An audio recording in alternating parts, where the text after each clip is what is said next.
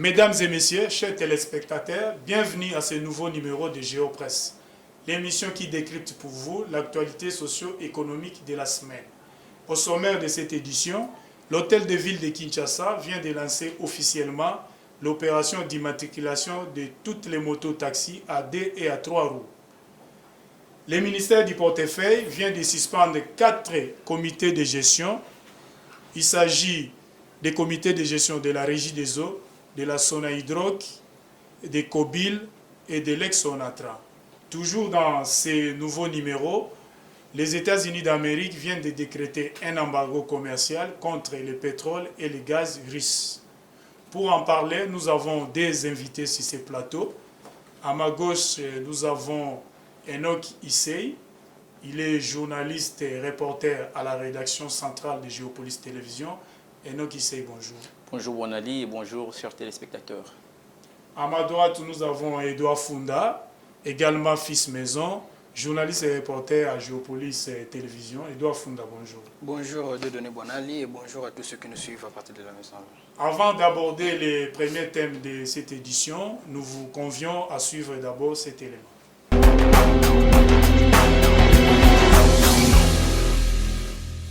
Mesdames et messieurs, chers téléspectateurs, encore une fois bonjour.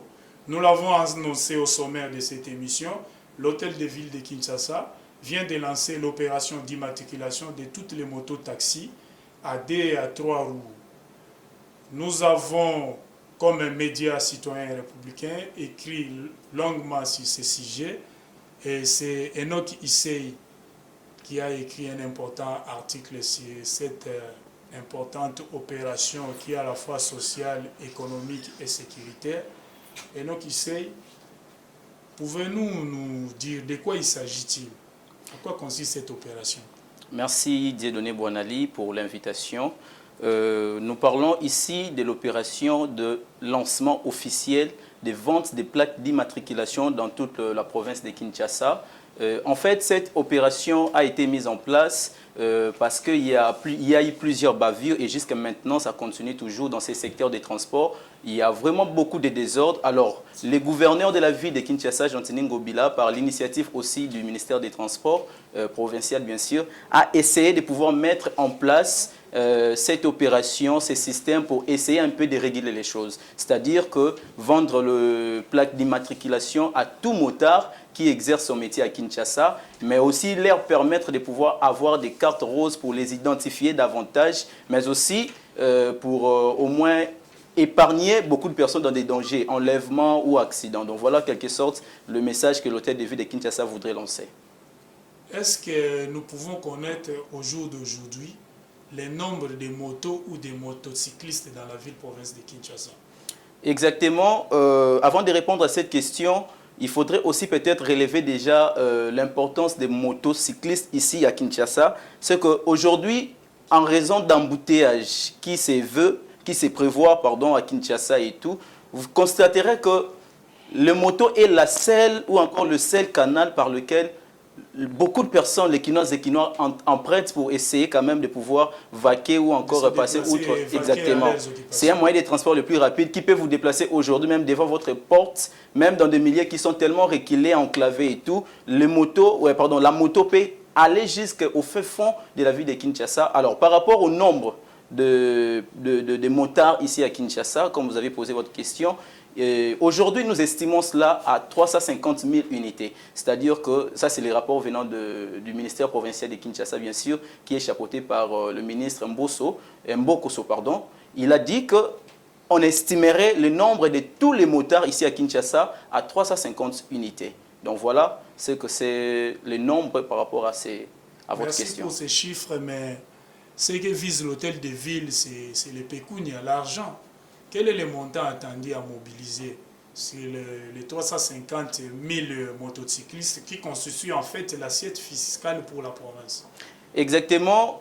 La ville de Kinshasa se nourrit des recettes. La ville de Kinshasa a besoin des recettes pour que la ville soit propre, pour que la ville soit belle aussi, et aussi pour le fonctionnement de la ville, il y a des fonctionnaires et tout. Mais la ville avait des difficultés pour essayer de pouvoir enregistrer ou encaisser de l'argent des taxes, de droits qu'on demande par-ci, par-là et tout. Alors, s'il faudrait parler directement en termes de chiffres, c'est que cette plaque d'immatriculation sera vendue à 32 $. 32 $, pourquoi? Parce que dedans, il y a plusieurs organisations, plusieurs services qui entrent en jeu. Qui interviennent exactement, dans l'opération. exactement. Donc, le montant s'élève à 32 $ pour chaque moto à Kinshasa. Est-ce que ces montants tenus compte du pouvoir d'achat de la population de motocyclistes? Bon, tout le monde sera en mesure de payer ces montants? Je pense que tout le monde sera en mesure de payer ces montants. Pourquoi? Parce que si nous regardons déjà par semaine ou peut-être par jour, les motards versent 15 000 francs à leurs propriétaires, aux propriétaires des motos, pardon. Ils versent 15 000 francs comme versement. Mais à part ces 15 000 francs-là, moi je suis un peu familier avec les amis qui sont dans ces métiers. Ils disent que non, ils travaillent beaucoup plus, donc ils gagnent beaucoup plus. Ils peuvent gagner jusqu'à 80 000 francs la journée. C'est-à-dire que si tu te vois vraiment que tu as la possibilité, ou encore si tu comprends que vous voulez dire que sur les 80 000 francs qu'ils mobilisent par jour, ils ne présentent que 15 000 francs. 15 000 francs aux propriétaires. Et le reste, c'est pour les recettes. Exactement. Donc, moi, je trouve que 32 $ en termes de francs, c'est aujourd'hui à 64 000 francs. 64 000 francs. Donc, ce n'est même pas la somme qu'ils réalisent pendant la journée. Donc, vous voulez dire qu'avec la recette journalière, chaque motocycliste est capable de payer la plaque d'immatriculation. Exactement. Et tout compte fait, si on fait 32 $ multiplié par les chiffres estimatifs de l'hôtel de ville, à savoir, nous avons plus ou moins 350 000 motards, motocyclistes qui travaillent dans les secteurs des transports en commun. Vous allez voir que nous pouvons arriver autour de 10 millions de dollars. C'est d'ailleurs 11 200 000 $ américains. C'est la recette que l'hôtel de ville va encaisser si tout le monde pouvait acheter sa plaque d'immatriculation. Parce qu'il y a 350 unités ou encore motards à Kinshasa. Si vous faites 32 $ multiplié par 350, ça vous donne 11 200 000 $ américains. Une dernière question. Par le passé, on a lancé la même opération, mais il s'est posé un problème de rupture de stock. Il n'y avait pas assez de plaques d'immatriculation. Beaucoup de motocyclistes, communément appelés ici à Kinshasa, Wewa, se sont plaints en disant que non, nous avons payé nos 20 $, mais on n'a jamais eu des plaques d'immatriculation. Mais nous soulignons que certains l'ont eu, ils en ont. D'autres, ils n'ont même pas voulu les mettre sur leur moto, ils en gardent à la maison. Des actes que nous déplorons, c'est l'incivisme. Mais à propos de ceux qui veulent acheter les plaques, est-ce que le nombre de plaques va suffire à tout le monde? Est-ce qu'on ne va pas connaître les problèmes de rupture? Quelles sont les garanties données par la ville aux motocyclistes? Exactement, une très belle question d'ailleurs, si je peux le dire. Ce que nous devons retenir par rapport à votre question, et les téléspectateurs aussi, c'est que la ville de Kinshasa a mis en place une structure. Une entreprise, c'est une collaboration entre le gouvernement congolais, donc le gouvernement provincial de Kinshasa et l'ambassade de l'Espagne, l'ambassade de l'Espagne ici en République démocratique du Congo. C'est qu'il y a une société espagnole qu'on appelle la Société technique de sécurité congolaise, STC en sigle, qui travaille en collaboration avec l'hôtel de ville de Kinshasa. Et d'ailleurs, la semaine passée, on a eu à inaugurer les installations de cette entreprise pour permettre à ce que l'on puisse avoir l'impression des plaques d'immatriculation à grande quantité pour essayer un peu de pouvoir faire les choses le plus vite possible. Donc, moi, je dis que c'est possible que l'on puisse avoir des plaques d'immatriculation, que tout motard, que tout celui qui exerce l'activité avec sa moto à Kinshasa, c'est possible de l'avoir parce qu'il y a déjà une entreprise qui a été montée à la 4e rue industrielle d'ailleurs, s'il faudrait donner l'adresse. Donc, tout le monde peut passer là pour essayer de s'en procurer. Est-ce que ce site est capable d'accueillir tout le monde? Il n'y aura pas d'embouteillage? Les gens ne vont pas se plaindre? Ah bon, le site, j'étais là avec le gouverneur de la ville. Je pense bien que c'est pas vraiment trop, l'espace n'est pas vraiment trop grand, mais seulement s'il faudrait donner en termes de chiffres de motos, c'est 32 motos par jour. C'est-à-dire le contrôle des motos et tout, plaque d'immatriculation, ne se fera que pendant 15 minutes. Or, dans 15 minutes, si nous faisons pendant 1 heure, c'est 4 motos par heure. Donc, il y a 15 minutes pour chaque 15 minutes pour la moto. Pour se faire identifier, exactement. Payer et puis avoir la plaque. Exactement. Alors, si vous faites les 15 minutes fois 4, ça fait pour 1 heure du temps, ça fait 4 motos. Et 4 motos fois 8 heures du temps, selon que le code du travail nous le dit, ça fait 32 motos la journée. Merci pour toutes ces informations. Alors, Edouard Funda, au-delà des objectifs sociaux et économiques poursuivis par l'exécutif provincial, nous avons aussi les volets sécuritaires. Les motocyclistes sont à la base de beaucoup d'habits à Kinshasa. Selon vous, quels sont les enjeux sécuritaires autour de cette opération? Oui, merci Dieudonné Boanali pour la question. Je m'en vais rapidement compléter l'ami qui parfois vous parliez de 350, soit 350 000 unités motocitées. Je crois que le chiffre exact pour que les téléspectateurs retiennent un peu, c'est 350 000, mais référant au chiffre donné et au pourcentage total en termes des recettes, c'est que le gouvernement provincial attend. Je m'en vais dire directement sur l'ensemble. Il y a la Commission nationale de prévention routière qui a donné des statistiques de 2020 par rapport aux accidents de la circulation routière. On compte 1248 cas au total, dont 412 morts sur l'ensemble en 2020 en République démocratique du Congo. Parmi ces cas, il n'y a pas que des véhicules, il y a notamment des motos, il y a des cas d'enlèvement sur moto. Et les motocyclistes eux-mêmes aussi connaissent beaucoup d'abus. Il n'y a pas que eux qui commettent les abus.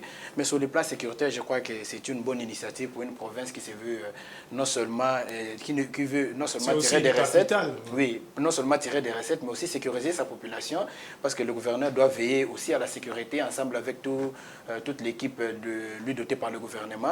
Je crois que donner les plaques d'immatriculation, c'est une façon aussi d'identifier les motocyclistes. Exactement. Alors, dès qu'un motocycliste vole ou bien il commet un abus, automatiquement on se réfère au numéro donné sur la plaque d'immatriculation. On l'identifie parce qu'il y aura, mon ami en face l'a dit, il y aura aussi des cartes roses. Donc ça veut dire que lorsque vous avez une carte rose et que vous avez le plaque d'immatriculation, automatiquement on peut prendre le numéro de la plaque, se référer à votre carte rose, surtout à le système, je crois que le système sera numérique. Ça sera facile d'identifier l'auteur de l'acte commis. Je crois que c'est une bonne initiative et sur le plan sécuritaire, ça va très bien pour la sécurité de la population de Kinshasa qui se plaint depuis des milliers d'années. Mais attention, est-ce que la plaque d'immatriculation, c'est le seul élément qu'on doit détenir pour circuler dans la ville de Kinshasa? Ne voyez pas qu'il faut disposer aussi du permis de conduire? Certainement, je crois que l'initiative va continuer. Si je ne suis pas vraiment affilié ou bien attaché au gouvernorat provincial, mon ami d'en face est là. Je crois qu'il y a beaucoup de dispositifs qu'il faut mettre en place pour garantir la sécurité, notamment donner des permis de conduire aux chauffeurs de motos. Ils ne sont pas, moi je voudrais que les gens retiennent qu'ils ne sont pas différents des motos, des chauffeurs, parce que tous roulent sur la chaussée. Alors tous commettent des abus et tous doivent être identifiés. Alors pour identifier toutes ces personnes, parce qu'il y en a qui aujourd'hui apprennent la moto, demain ils sortent, mais la carte, je crois que le permis de conduire est délivré après avoir détecté des compétences sur le propriétaire, le détenteur de la carte. Alors s'il y a une initiative déjà de donner et la carte rose, de plaques d'immatriculation et ajouter à cela des permis de conduire pour permettre que celui qui sera sur la moto sera quelqu'un de professionnel en quelque sorte, sera un motocycliste qui a suivi une formation de conduite normale. Ça sera une bonne chose. D'ailleurs, au lancement des permis de conduire biométriques, qui s'est fait récemment au ministère des Transports, il a été soulevé ce point-là. Ça veut dire quoi? Ça sera maintenant de manière électronique. Les gens viendront s'identifier, mais ça ne sera plus livré derrière, sous les arbres, comme ça se disait avant. Parce que les gens disaient des permis de conduire étaient livrés partout, mais cette fois-ci, je crois, avec le système mis en place par le ministre Chebien Okendesenga et toute l'équipe qui l'accompagne, je crois que l'histoire se fera d'une manière très exacte, qui ne permettra plus jamais aux fraudeurs et tous ceux qui n'ont pas suivi un parcours normal, qui n'ont pas reçu une formation correcte, de prendre une moto et sortir à la chaussée. C'est question aussi de la sécurité de toute la population quinoise. Merci pour toutes ces informations. Nous saluons tous les efforts entrepris par le gouvernement Sama et l'exécutif provincial de Kinshasa pour améliorer le vécu quotidien de la population de la capitale. Et dans ces lots des actions, nous avons l'identification des mototaxis à Kinshasa. Et nos compatriotes qui exercent dans ces domaines, ils commettent beaucoup d'abus, vous l'avez suivi. Et il est important et même impératif de les identifier en leur donnant des permis de conduire, des plaques d'immatriculation. On doit quand même connaître tout le monde qui circule sur les artères de Kinshasa. Certainement. Merci Enoch Issei pour votre contribution. Merci, mais j'aimerais quand même ajouter quelque chose, un dernier mot, oui. Il faudrait aussi présenter à la population, surtout aux motards et propriétaires des motos à Kinshasa, l'avantage qui se cache derrière cette opération. Pourquoi? Parce que moi, je pense que l'avantage est tripartite. C'est-à-dire que d'un côté, l'État, qui avant n'avait pas le contrôle sur la gestion de ces secteurs des transports, des taximens et tout. Alors maintenant là, cette opération permettra à l'État de pouvoir avoir le contrôle sur toute personne. Vous verrez une moto quitter de circuler librement sans pour autant passer par les structures bien établies par l'État. Et la deuxième raison, c'est que par rapport aux propriétaires des motos, tu peux acheter une moto et donner à un jeune garçon. Aujourd'hui, nous assistons à ces phénomènes. Tout le monde ne passe sur rien. Selon vos dires, il n'y aura pas les systèmes de cession des motos. Bon, quelqu'un qui n'a pas de documents, on lui cède la moto. Non, je ne pense pas. Mon ami, non, je ne pense pas. Continuer à rouler sur la chaussée. Je ne pense pas parce que chacun sera appelé à avoir sa carte d'immatriculation, sa carte rose et aussi son permis de conduire. Et si dans les documents de la moto, votre nom ne figure pas, vous montrez un autre permis de conduire, on va vous arrêter, Donc je disais que l'avantage est aussi pour nous propriétaires, vous propriétaires de motos, de pouvoir connaître au moins où se trouve votre moto. Ça peut être volé aussi, mais vous avez la facilité de la récupérer au travers de ces systèmes numériques, mais aussi aux motards eux-mêmes. Et nous, populations qui subissons parfois aussi des accidents, de toutes sortes de bavures de motards. Merci, nous l'avons compris. Avant de poursuivre cette émission, suivons d'abord ceci. Le secteur du transport à Kinshasa, capitale de la République démocratique du Congo, connaît plusieurs difficultés, entre autres celles liées à son organisation. Parmi les défis à relever s'ajoute l'identification des motocycles et de leurs propriétaires. La moto est devenue en ce jour le moyen de transport le plus utilisé et le plus rapide pendant les heures d'embouteillage, parmi tant d'autres qui existent. C'est dans cette optique que l'hôtel de ville de Kinshasa, par le biais du ministère provincial des Transports, a inauguré de nouvelles installations d'impression des plaques d'immatriculation des motos. Ces centres situés à la 4e rue Lumete industrielle, fruit d'un partenariat entre l'hôtel de ville de Kinshasa et la Société technique de sécurité congolais, STC en sigle, qui se sont assignés un double objectif, à savoir l'identification et le renseignement des motos par la mise en service des plaques d'immatriculation d'un côté et la délivrance des cartes roses de l'autre côté. À ce jour, la sécurité et le contrôle technique des motos font partie intégrante des préoccupations majeures auxquelles l'exécutif provincial de Kinshasa doit apporter des solutions durables, gage de sécurité de la population quinoise qui de plus en plus utilise la moto comme l'un des moyens de transport en commun.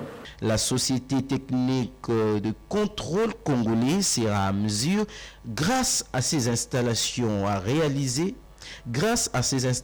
de réaliser les contrôles à durée de 15 minutes la moto, chose qui revient à dire que la production journalière s'élève à 32 motos pour 8 heures de temps selon le code du travail. Grâce à ces partenariats, plusieurs portes d'emploi sont ouvertes aux Quinoises et Quinois, a fait savoir le gouverneur de la ville. Retour sur ce plateau avec un nouvel invité. Il s'agit de Fiston Oleko, journaliste et reporter à la rédaction centrale de Géopolis Télévision. Fiston Oleko, bonjour. Bonjour, monsieur Dieudonné Bonal. C'est avec vous que nous allons introduire ce deuxième sujet. Il s'agit de la suspension des 4 mandataires des entreprises du portefeuille de l'État, à la Société nationale des hydrocarbures du Congo, à la COBIL, à l'ex-Sonatra et puis à la régie des eaux, la régie de distribution d'eau de la République démocratique du Congo. Fiston Oleko, vous avez suivi l'actualité.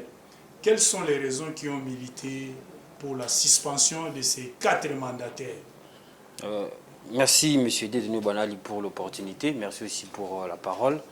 Et je m'en vais d'abord dire que nous sommes au cours de la semaine qui a été marquée par une journée dédiée à la femme. C'est pour moi ici l'occasion de dire une bonne fête à toutes les femmes qui vont nous suivre en ce moment. Je suis de ceux qui partagent la forte conviction que ce pays sera construit non seulement par un seul genre, mais aussi par le concours de la gente féminine. Bon, ceci étant dit, nous avons tous suivi l'actualité durant toute la semaine et il s'agit, comme votre question l'a soulevé, de la suspension de 4 mandataires de l'État dans les entreprises publiques.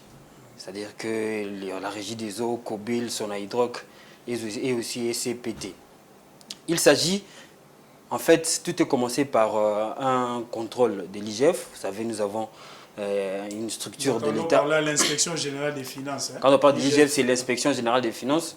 Nous avons cette structure de l'État congolais rattachée à la présidence qui, depuis un certain moment, est réactivée et fonctionne dans le sens de pouvoir contrôler. Et on l'appelle même aujourd'hui l'organe suprême de contrôle des finances publiques de l'État. Les gendarmes financiers. Les gendarmes financiers. Là, on parle maintenant du chef de service de cette institution, Jules Alinguete. Donc, la structure a fait une enquête, un contrôle d'audit sur 4 entreprises précitées. Il s'est avéré qu'il y a eu des sérieux indices de faits de malversation et de détournement des deniers publics dans ces entreprises. Et il s'est fait aussi que le patron de l'IGF, Jules Alinguete, a écrit une note au ministre à la ministre qui a à sa charge, le ministre des tutelles qui a à sa charge les portefeuilles de l'État. Et il a eu même, si vous vous souvenez, au mois de février, au début là, il y a eu même des tiraillements entre les chefs de service de l'inspection générale de finances et la ministre Adèle Kaïnda, parce que les chefs de service ont demandé à ce que les mandataires soient directement sanctionnés après que ces faits-là soient avérés au niveau de l'IGF. Il faut rappeler que l'IGF n'est pas une juridiction, mais c'est comme je l'ai dit tantôt, c'est un service de l'État. Et madame la ministre a essayé un peu de pouvoir voir un peu plus clair dans lui aussi à son niveau. Et il s'est constaté un retard, il y a eu des tiraillements. Mais enfin, la ministre a pris la décision de pouvoir suspendre ces 4 mandataires des entreprises publiques de l'État qui sont reprochés des faits de malversation et de détournement des deniers publics. En attendant l'aboutissement des enquêtes, ils sont donc suspendus. Ouais. Mais la question que l'opinion se pose, pourquoi seulement ces 4 mandataires? Tout le monde sait que toutes les entreprises du portefeuille de l'État ne fonctionnent pas bien. Ouais. Les bilans, on déclare chaque année à la fin de l'exercice, le solde est toujours négatif, pas de profit. L'État ne peut pas compter sur ces entreprises pour la reconstruction nationale, pour son développement. Mais la question que l'opinion se pose, pourquoi seulement ces 4 mandataires au moment où l'État a une 50aine d'entreprises? Pourquoi seulement ces 4-là? Bon, le problème, moi je crois que c'est structurel. Structurel, pourquoi? Je m'explique. C'est parce que vous voyez nos institutions, bon, l'institution IGF, moi je crois, à mon humble avis, il part selon les soupçons, selon la clameur publique. Il y a aussi certains agents qui viennent vers l'IGF pour pouvoir déposer des plaintes, qui pouvoir les informer, pour informer à l'IGF des faits dans certaines entreprises. C'est-à-dire que, pourquoi, pour répondre maintenant à votre question, pourquoi seulement les 4? Moi je dirais d'emblée que ce sont les 4 entreprises qui ont fait objet des enquêtes de l'IGF et a abouti à ce que l'IGF prenne des résultats qu'il a eus et proposer à la ministre de pouvoir suspendre. Pour parler un peu des entreprises publiques, avec ces questions qui est toujours récurrentes de détournement et de malversation dans la gestion, les problèmes, c'est aussi ce qu'on dit de l'homme congolais. Le problème est de l'homme congolais parce que, si vous voyez, l'année 2008, le pays a été un peu sombré avec la crise financière internationale et la Banque mondiale a eu l'idée, pas la Banque mondiale, à l'initiative de la Banque mondiale, mais aussi du ministère du portefeuille, de pouvoir faire en sorte que toutes les entreprises publiques soient maintenant les entreprises commerciales. C'est-à-dire que ça puisse se comporter comme une entreprise privée, mais de nature, une entreprise qui appartient à l'État. Et le COPIREP, qui était une structure créée par le concours de la Banque mondiale et du ministère de l'État congolais, il y avait eu des conditions qui ont été mises en place pour pouvoir même essayer un peu de voir un œil regardant sur la gestion des entreprises. Mais les problèmes est toujours récurrent. Bon, je ne dirais pas que ces réformes-là des entreprises publiques de l'État ont été un échec, mais les problèmes, moi je crois que c'est vraiment et surtout l'homme congolais qui veut toujours veut toujours détruire ce qu'on construit, qui a toujours cette envie-là de pouvoir aller au-delà de ce qui lui est dû. Merci, on va revenir sur vous tout à l'heure. Edouard Funda, plusieurs voix s'élèvent pour exiger les concours ou la méritocratie dans la nomination des mandataires publics. Il y a même des partenaires au développement qui soutiennent cette idée, qui commencent même à exiger qu'avant qu'on puisse aider la SNEL, la Société nationale d'électricité, qu'avant d'aider la régie de distribution d'eau, la régie des eaux, avant d'aider la Société nationale des hydrocarbures de la RDC, le Fonds national d'entretien routier et d'autres entreprises, nous voulons voir clair sur leur gestion. On ne peut pas continuer à injecter des millions de dollars sans que ces entreprises puissent produire des bénéfices et puis produire les résultats attendus d'elles. Est-ce que vous soutenez cette idée? Faut-il continuer toujours à nommer des politiques? Ou bien cette fois-ci, il faut essayer les concours, comme l'exigent les partenaires au développement et certains compatriotes? Merci une fois de plus pour la parole. Là, je rencontre Fiston Oliko qui a parlé du dossier, mais je vais un peu rebondir sur lui. Vous savez, quand vous avez posé la question pourquoi seulement ces 4 entreprises, il faut soulever aussi non seulement l'ordre, un problème structurel, mais aussi nous allons tous ensemble nous rendre compte qu'au 41e réunion du Conseil des ministres, le président avait insisté sur l'assainissement du secteur des hydrocarbures et des mines, même sur la suspension des mandataires. Vous allez vous rendre compte que nombreux sont dans ces secteurs-là. Donc il y a l'application non seulement de la recommandation du président de la République, mais il y a aussi une veille de la part de son institution, de son OPJ, parce que ce service est attaché à la présidence de la République, de mettre en place et d'exécuter des décisions prises lors de ce Conseil des ministres. Alors, évoquer la question du concours avant d'accéder à une entreprise publique, je crois que c'est très, très, très important. Très important. Pourquoi? Il ne suffit pas seulement d'arrêter des voleurs, mais il était aussi important de mettre en place les connaisseurs. Donc, c'est comme les Quinois disent, les connaisseurs dans le domaine. Mettre en place celui qui connaît, ce qu'on appelle des technocrates. Ça veut dire quoi? Mettez à la régie des eaux celui qui a des notions très intenses dans la distribution, dans le domaine qui concerne la régie des eaux, de l'énergie ou autre. Vous ne mettrez pas un mécanicien, vous ne mettrez pas non plus un journaliste à la tête de la régie des eaux. Non, pourquoi? Parce qu'il appartient à un parti politique, il est secrétaire général d'un parti politique, il est ceci. Non, mais mettez des techniciens parce que la notion relève de la technique.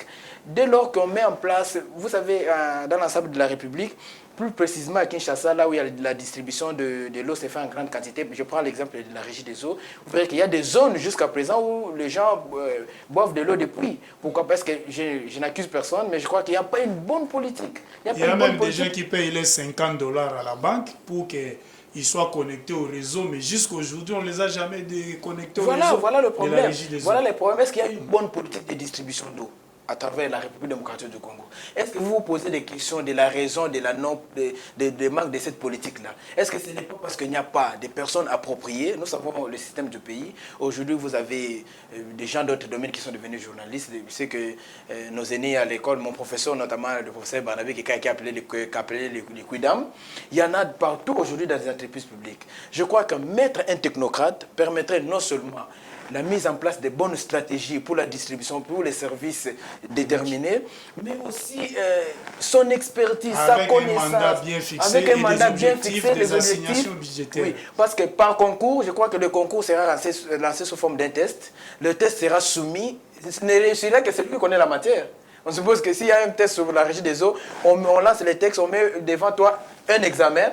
tout répond à un examen dans la matière qui concerne la régie des eaux. Ça ne sera plus de quelque chose d'imagination, de négociation dans des arbres et sous les arbres et dans des salles de fête de la place où on désigne quelqu'un arbitrairement qui ne connaît pas vraiment le domaine, qui ne connaît pas par où il va commencer. Dès qu'il arrive d'abord dans l'entreprise, il cherche ceux qui connaissent, mais parfois qui les recrutent abusivement. Il gonfle même l'effectif de l'entreprise pendant que le ministère de tutelle interdit d'engager des recrutés. Voilà par exemple, croyant que des personnes qu'il cherche à mettre à ses côtés sont compétents, alors qu'eux viennent aussi pour qu'ils fassent la même chose que lui. Là, il n'y aura plus rien. Donc, je soutiens certainement l'idée de mettre en place les tests et le concours, de lancer le concours avant de recruter un DG dans une entreprise publique ou bien un service public. Vous partagez cet avis? Oh oui, vous largement. Êtes pour les concours? Je partage. On continue à nommer les politiciens. On se partage les portefeuilles de l'État comme c'est ça justement le problème. C'est ça justement le problème. On partage les postes des responsabilités dans les entreprises publiques de l'État, comme si nous étions dans les domaines de politique, purement politique, qui est peut-être dans le gouvernement où on dit FCC, ATEL, les entreprises publiques, ce sont des domaines techniques. Ce sont des services techniques qui appuient l'État dans sa politique de développement.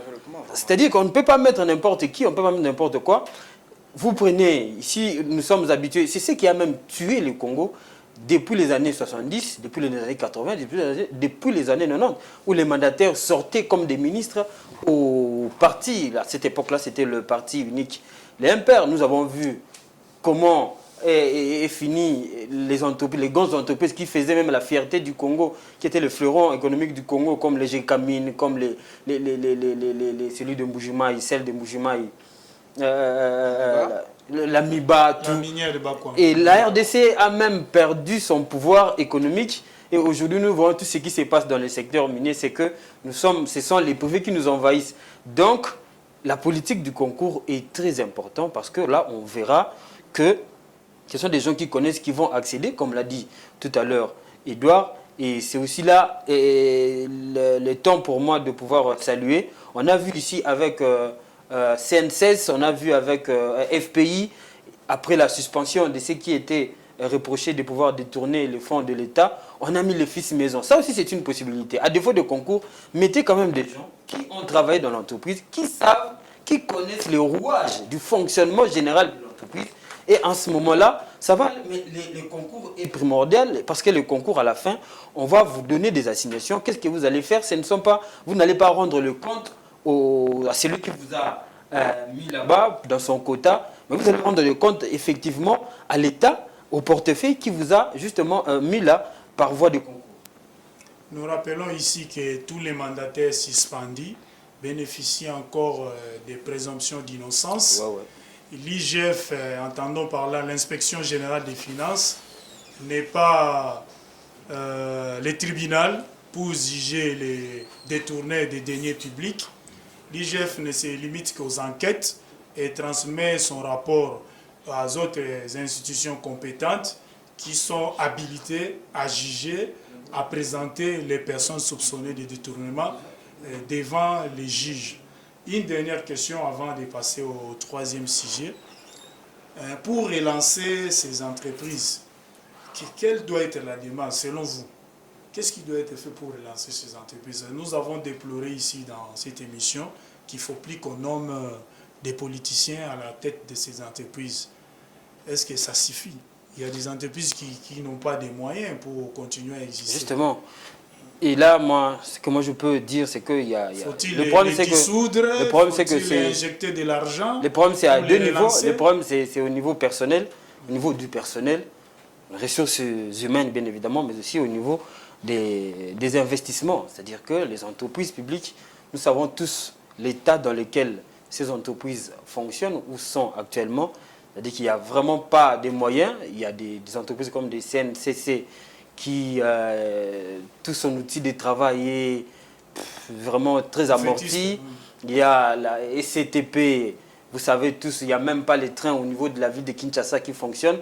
Et l'une des causes même de tous les embouteillages que nous constatons et tous les problèmes de transport que nous constatons dans la ville de Kinshasa, nous avons des entreprises, d'autres entreprises qui souffrent de financement. Il y a il y a des postes de télécommunications. Donc, les entreprises de la République démocratique du Congo ont un problème de personnes, des personnes qui souvent, comme je l'ai dit tantôt, veulent gagner plus que... Des personnes, des moyens, de l'outil. Des personnes, des moyens, mais aussi de l'outil de production pour pouvoir relancer ces entreprises et au bénéfice de tous les Congolais. Et voilà. L'État doit beaucoup d'argent aussi à ces entreprises. Fiston Edouard Funda, qu'est-ce qu'il faut faire pour relancer ces entreprises? Voilà, pour relancer ces entreprises, on l'a dit ici, on a souligné beaucoup d'éléments, mais ce qu'il faut retenir d'abord, il faudrait que l'État se considère comme un individu. Ça veut dire quoi?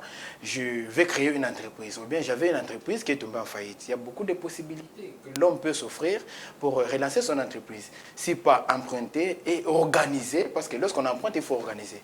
Si on ne s'organise pas, ça pose problème du risque d'aller en justice individuellement, mais parce qu'il s'agit de l'État, l'État a la possibilité de prendre de l'argent et affecter dans un secteur, mais déterminer les objectifs pour qu'à un délai déterminé, l'argent soit déboursé au total là où la somme a été empruntée. Alors pour ça, pour y arriver, il faudrait qu'il y ait un personnel, comme a dit Fiston plus tôt. Ce personnel, c'est lui qui va se rendre compte, c'est lui qui est conscient, qui prend une entreprise publique comme si c'était sa propre entreprise, qui se dit non, si je ne travaille pas pour mon entreprise, ma maison ne mangera pas. On gère l'entreprise comme une entreprise privée. Oui, une entreprise privée, pourquoi? Parce que l'État c'est à nous tous, le pays nous appartient à nous tous. Tout peut voler aujourd'hui, mais demain tu vas laisser tes enfants ici, toute la génération va rester ici. Et le malheur, c'est que nos politiciens qui volent ne vont pas loin, vous vous rendez compte. Hier il était ministre, demain il rentre comme moi. Toujours demain, il rentre comme moi. Pourquoi? Parce qu'il n'y a pas une bonne politique.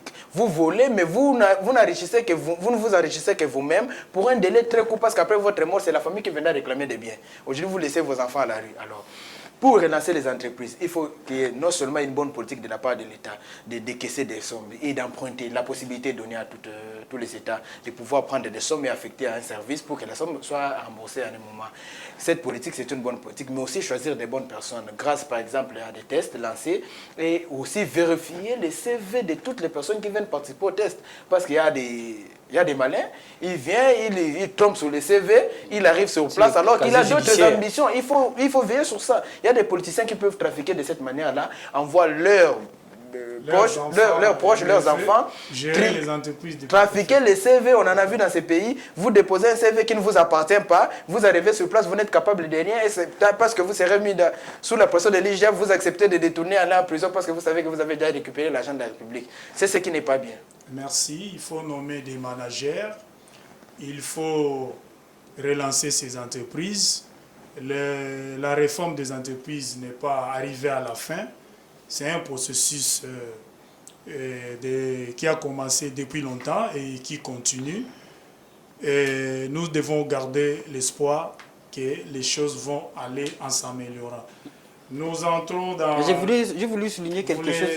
C'est que hier, nous sommes tombés sur une vidéo où on a vu comment un mandataire de l'État qui a été presque molesté par, je ne sais pas si c'était ses agents, le directeur général de la Société nationale des hydrocarbures du Congo, Sonaïdroc. Donc, vous déplorez, vous dénoncez la manière avec laquelle, quand même, la personne qui, justement, il faut imaginer, c'était justement après qu'il puisse assister à sa remise et reprise.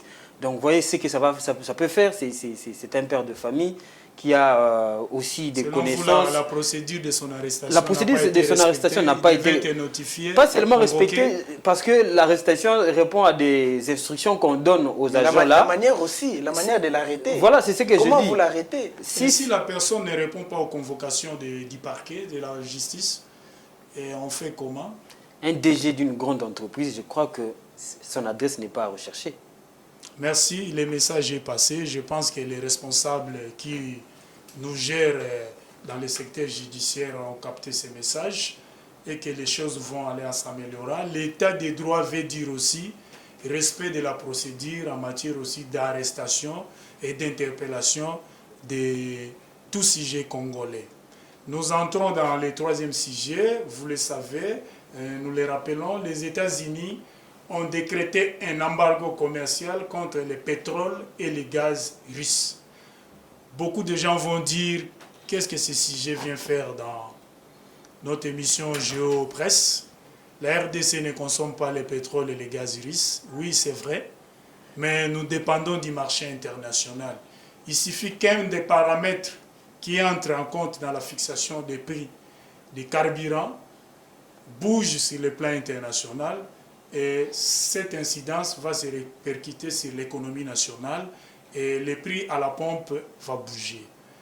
Nous discutons de ce sujet avec mes deux confrères qui sont ici sur le plateau. Edouard Funda, vous gardez la parole. Qu'est-ce que ça vous donne comme réflexion? Les États-Unis décrètent l'embargo contre la Russie. La Russie, je le rappelle, c'est le troisième producteur mondial du pétrole. Donc, troisième du pétrole, après les États-Unis et l'Arabie Saoudite, avec 11% des parts des marchés. La Russie, c'est le deuxième producteur du gaz au monde et premier exportateur du gaz au monde. Les gaz, l'Union européenne consomme 41% du gaz produit en Russie. Mais quand on prend une décision comme ça, les pays de l'OCLE SAM décident un embargo commercial, c'est près de 11% de la production mondiale qui est retirée du marché, qui ne sera pas vendue. Est-ce qu'il n'y aura pas de répercussions? Certainement, il y aura des répercussions graves. Associé aux États-Unis, il y a aussi la Grande-Bretagne qui a aussi décrété cet embargo.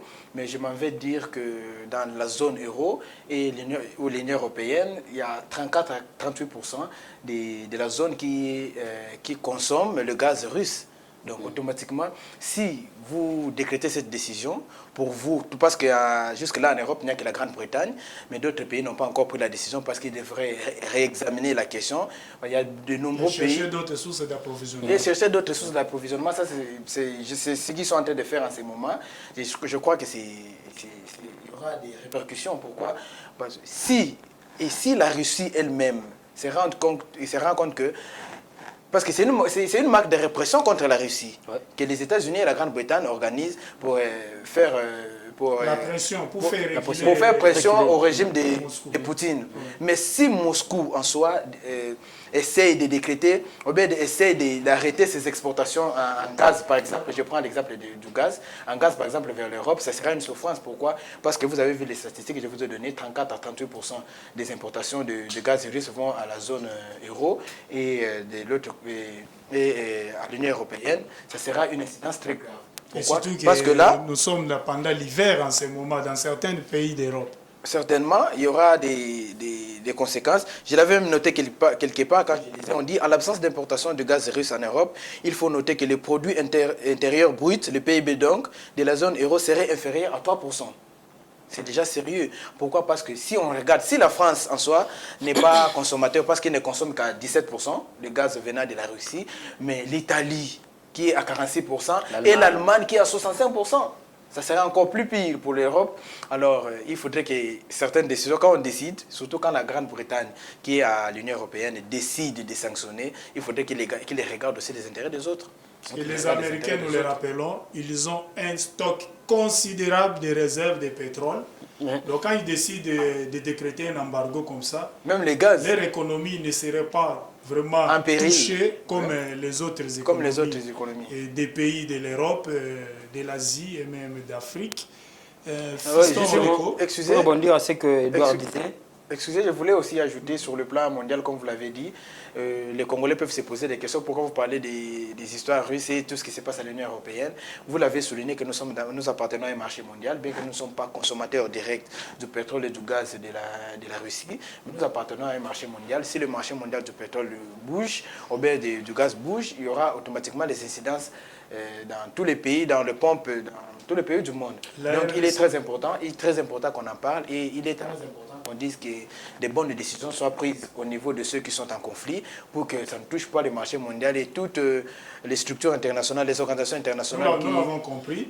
Il ne nous reste pas assez beaucoup de temps. Des bonnes décisions doivent être prises au niveau local. Et au niveau international. On doit prendre des décisions déjà pour anticiper et voir comment prendre en charge cette situation. Fiston Oleko. Oui, justement, c'est que vous venez même de le dire, mais il faut dire aussi que les États-Unis n'est pas seulement... la Russie est aussi fournisseur des États-Unis à hauteur de... le 4e fournisseur des États-Unis en matière des énergies fossiles. Bon, et les sanctions rentrent dans la logique de la guerre. L'idée, c'est de pouvoir asphyxier économiquement la Russie pour pouvoir la priver de ses moyens financiers. Parce que vous savez, la guerre demande beaucoup d'argent, consomme beaucoup de moyens financiers. Alors quand on vous asphyxie comme ça, dès qu'on vous prive de vos moyens de guerre pour pouvoir soutenir l'effort de guerre au niveau de l'Ukraine. Cela étant dit, et il faut dire aussi que l'Afrique ne sera pas épargnée. Parce que, comme vous avez dit, la Russie est la 3e producteur mondial de pétrole. Le 3e producteur mondial. Mais c'est le 2e exportateur de pétrole dans le monde. Donc, c'est-à-dire que dans le mécanisme de l'OPEP, et nous, en Afrique, nous nous approvisionnons à partir de ces mécanismes, de ces marchés internationaux tels que vous l'avez dit. Bien sûr que nous produisons des matières brutes et nous les envoyons, mais les produits pétroliers raffinés reviennent justement et viennent de ces sociétés-là, de l'Europe et autres. Donc, une fois que le pétrole sur le marché mondial, les prix prend les enchères, donc nous aurons aussi, et déjà la Covid-19 avait contraint certains producteurs, des grands producteurs de pétrole à un seuil de production, et avec la reprise économique qui s'est déjà annoncée, qui prend déjà son cours, les cours des pétroles sont déjà en hausse. Avant même la guerre, nous étions autour de 90 $. Maintenant, nous frôlons les 140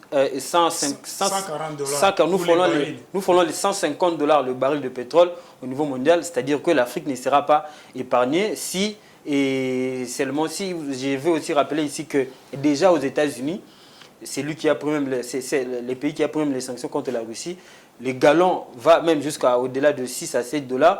Donc, c'est énorme. Et mais, qu'est-ce qu'on peut faire? Ça rentre dans la logique de la guerre entre les deux puissances. Vont convaincre Vladimir Poutine à reculer en 30 secondes, parce que nous acheminons petit à petit vers à la fin de cette émission. Bon, ça c'est une guerre contre les grandes puissances.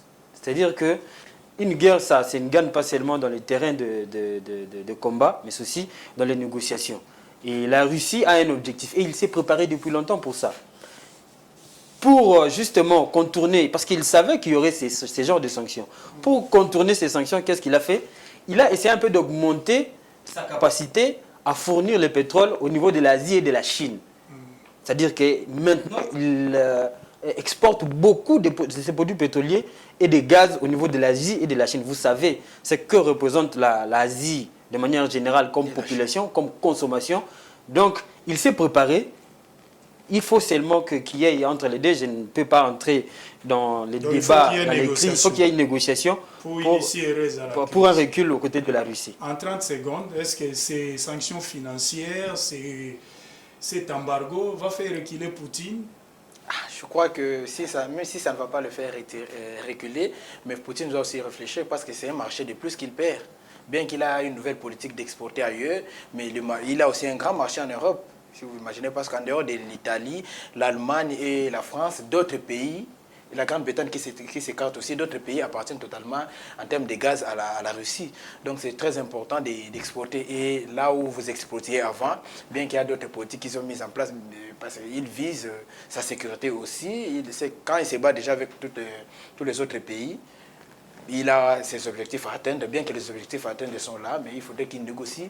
C'est ce qui est important pour le pays. On ne veut pas revenir à la guerre mondiale et toutes les guerres qui ont mis l'économie à terre. Il faudrait que Poutine, en cherchant ses intérêts, mette un peu de l'eau dans les vins pour que non seulement les marchés, sa manière d'ouvrir le marché à travers l'Asie et l'Europe lui ramène beaucoup de ressources. Les sanctions telles que ça va aussi essayer de pousser Poutine certainement à pouvoir, parce que ce n'est pas seulement au niveau du pétrole, même au niveau numérique, même au niveau du transport aérien.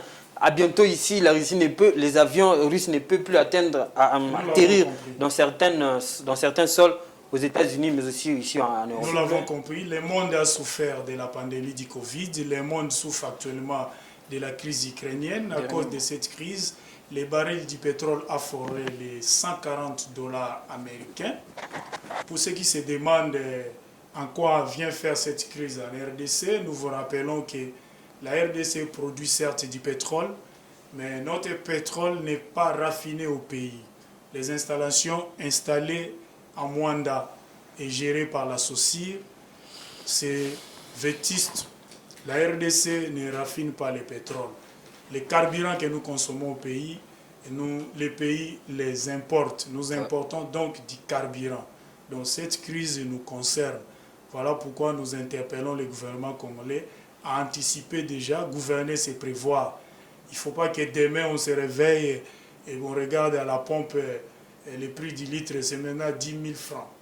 Et les gazoles, c'est maintenant 12 000 francs. C'est là où nous allons. Ça risque d'avoir des répercussions économiques, même sociales, en ce qui concerne les transports en commun, et les prix des billets d'avion, et j'en passe. Mesdames et messieurs, chers téléspectateurs, nous sommes arrivés à la fin de cette émission. Nous vous remercions de l'avoir suivi. Nous saluons tous nos téléspectateurs qui nous ont suivis depuis Kolwezi, les coffres forts de la RDC. Au revoir et à la prochaine édition.